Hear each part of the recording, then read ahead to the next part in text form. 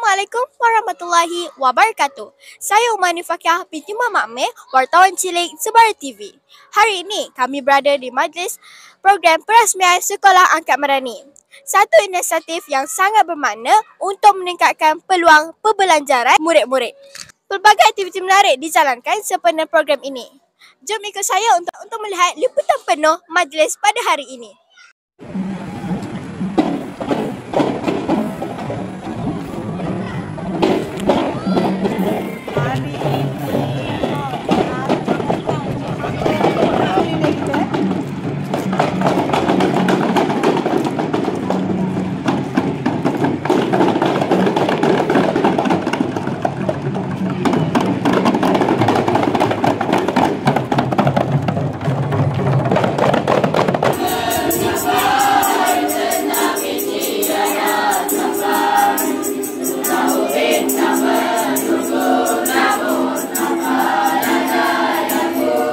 Antara projek Sekolah Angkat Madani di SK Batu Rakit ialah naik taraf bilik guru, naik taraf makmal komputer, naik taraf bilik pemulihan dan kelas tambahan Sekolah Angkat Madani.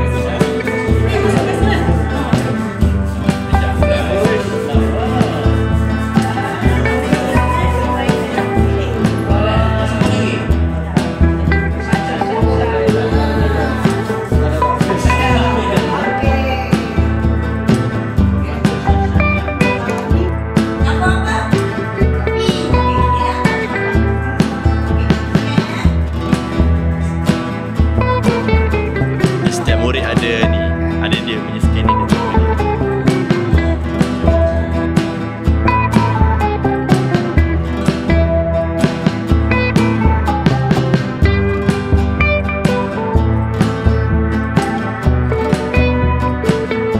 Sekian sahaja laporan daripada saya, Umani Fakiah binti Muhammad Amir, wartawan cilik Sebarah TV.